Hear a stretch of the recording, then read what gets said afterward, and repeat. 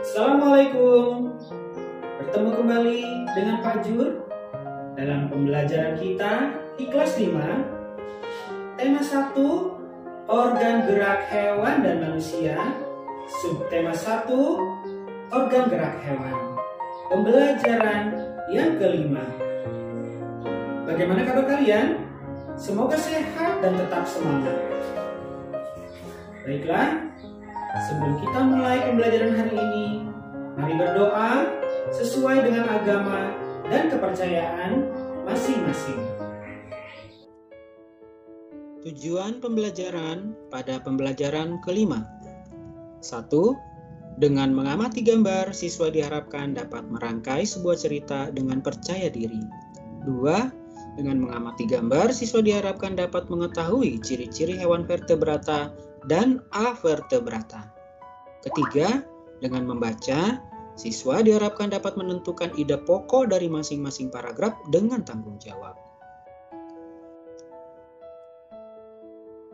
Subtema 1, organ gerak hewan. Pembelajaran kelima. Di bawah kandang kelinci, Endo melihat seekor siput yang sedang berjalan perlahan. Endo pun mengambilnya.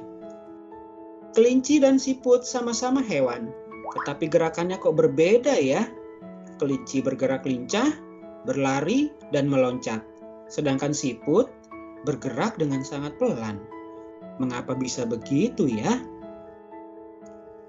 Gumam Edo, penasaran.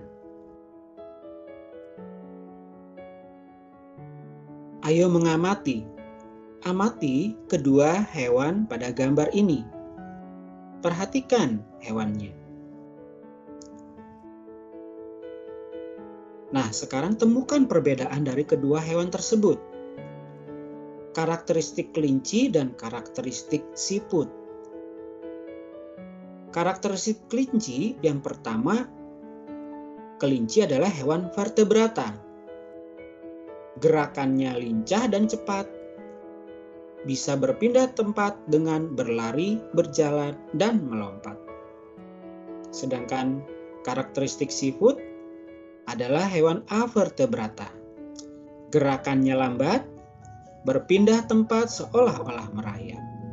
Kalian bisa tambahkan lagi karakteristik dari kelinci dan siput. Ayo berlatih. Pada pembelajaran sebelumnya, kamu telah mengetahui bahwa kelinci termasuk hewan vertebrata. Lalu bagaimana dengan siput? Siput merupakan hewan avertebrata. Hewan avertebrata merupakan hewan yang tidak memiliki tulang belakang.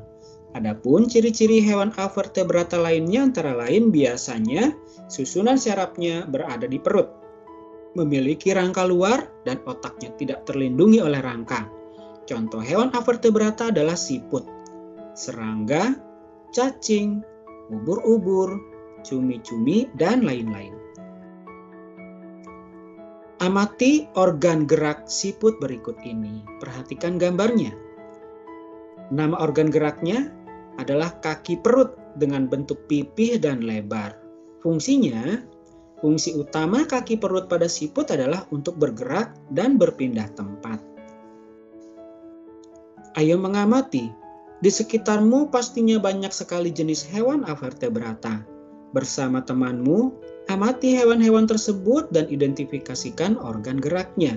Tuliskan hasilnya pada tabel berikut. Misalnya nomor 1, belalang. Kedua, cacing. Dan ketiga, ubur-ubur. Kalian bisa melengkapi apa nama organ geraknya dan fungsinya seperti pada contoh sebelumnya. Sekarang ayo berkreasi. Pilihlah salah satu hewan avertebrata. Kemudian buatlah model sederhana organ gerak dari hewan yang kamu pilih tersebut menggunakan plastisin. Apa itu plastisin? Plastisin adalah mainan yang biasa digunakan oleh anak-anak untuk bisa dibentuk bermacam-macam, yaitu lilin yang bisa dibentuk. Buatlah sebaik mungkin sesuai dengan keadaan aslinya. Perhatikan contohnya. Kalian bisa berkreasi dengan lebih baik lagi. Ayo berdiskusi. Ceritakan gambar yang telah kamu buat di hadapan guru dan teman-teman satu kelasmu atau di depan anggota keluargamu. Mintalah pendapat atau masukan dari guru dan teman-temanmu atau anggota keluargamu. Catatlah pendapat atau masukan tersebut pada kolom berikut. Ayo membaca. Siput bukanlah hewan lemah. Siput menurut sebagian orang dianggap sebagai hewan yang lamban dan menjijikan. Bahkan karena gerakannya yang lamban, tidak jarang orang membanding-bandingkannya dengan kelinci. Siput juga dianggap menjijikan karena tubuhnya yang penuh lendir. Sebenarnya, siput memiliki kelebihan dan keistimewaan.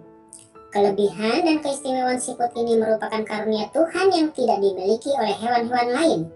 Apa saja kelebihan dan keistimewaan tersebut? Siput merupakan hewan yang berjasa dalam penguraian serpihan daun-daunan.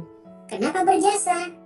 Karena siput memakan daun-daunan dan menjadikannya bagian-bagian yang kecil atau serpihan, sehingga mudah diuraikan oleh bakteri pengurai.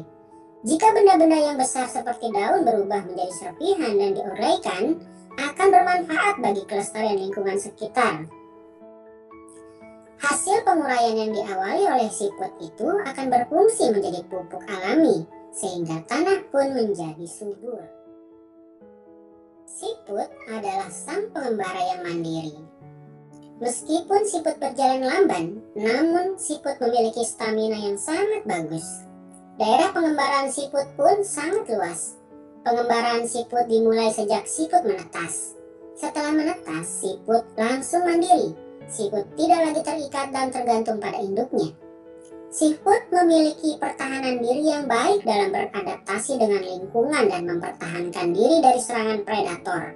Meskipun tubuhnya lunak, namun tubuh siput memiliki lendir. Lendir ini berfungsi sebagai minyak pelumas dan pelindung bagi tubuhnya ketika berjalan di permukaan. Jalan sekasar apapun dan seterjal apapun akan mudah dilalui tanpa tubuhnya terluka. Selain itu, siput juga dikaruniai Tuhan dengan cangkang. Cangkang ini berfungsi sebagai rumah yang memberikan kenyamanan dan keamanan bagi tubuhnya. Cangkang juga berfungsi sebagai tempat persembunyian ketika ia terancam oleh lingkungan atau predator. Meski terik panas ataupun hujan, siput tetap bisa hidup nyaman dan aman dengan cangkangnya. Predator pun kebingungan untuk memangsa siput karena tubuhnya terlindungi oleh cangkang yang keras. Jadi, siput bukanlah hewan yang lemah. Siput adalah hewan istimewa yang memiliki banyak kelebihan. Siput diciptakan Tuhan dengan kekurangan sekaligus dengan kelebihan. Begitu juga dengan manusia, diciptakan Tuhan dengan kelebihan dan kekurangan. Oleh karena itu, kamu tidak boleh menyombongkan diri dengan kelebihan yang kamu miliki. Kamu juga jangan minder jika kamu kekurangan. Bacaan di atas, temukanlah ide pokok dan kalimat pengembang masing-masing paragraf. Contoh untuk paragraf yang pertama, ide pokoknya adalah siput menurut sebagian orang dianggap sebagai hewan yang lamban dan menjijikan. Sedangkan kalimat pengembangnya yaitu bahkan karena gerakannya yang lamban, tidak jarang orang membanding-bandingkannya dengan kelinci. Untuk paragraf kedua, ide pokoknya adalah sebenarnya siput memiliki kelebihan dan keistimewaan. Kalimat pengembangnya, kelebihan dan keistimewaan siput ini merupakan karunia Tuhan yang tidak dimiliki oleh hewan-hewan lain.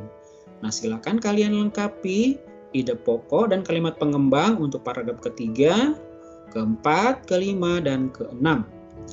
Nah, kamu telah berhasil menemukan dan menuliskan ide pokok dan kalimat pengembang. Sekarang, coba tuangkan isi bacaan di atas ke dalam sebuah gambar cerita. Ayo berkreasi. Pada pembelajaran sebelumnya, kamu telah mempelajari ragam gambar cerita atau ilustrasi. Dalam membuat gambar cerita, kamu juga harus mengetahui corak gambar cerita atau ilustrasi. Corak gambar cerita atau ilustrasi adalah sebagai berikut. 1. Realis. Realis merupakan gambar cerita yang dibuat seperti keadaan aslinya, baik bentuk, ukuran, dan tata letaknya. Contohnya seperti lukisan berjudul Kapal Dilanda Badai karya Raden Saleh berikut ini. Perhatikan gambarnya. Kedua, karikatur. Karikatur merupakan gambar yang melebih-lebihkan atau mengubah dari objek aslinya. Gambar karikatur menyajikan objek dengan karakter yang lucu dan aneh. Biasanya gambar karikatur mengandung kritikan dan sindiran. Perhatikan contoh gambar berikut ini. Ketiga, kartun. Kartun merupakan gambar yang berfungsi untuk menghibur dan berisikan humor. Gambar kartun dapat berubah tokoh binatang atau manusia. Keempat, dekoratif. Dekoratif adalah gambar yang disajikan dengan mengubah bentuk objek aslinya, namun tanpa menghilangkan ciri-ciri khasnya. Contohnya pada gambar di bawah. Nah, sekarang coba buatlah gambar ilustrasi mengenai cerita siput bukanlah hewan lemah. Kamu bisa memilih salah satu corak gambar di atas. Silahkan kamu buat dengan sebaik mungkin.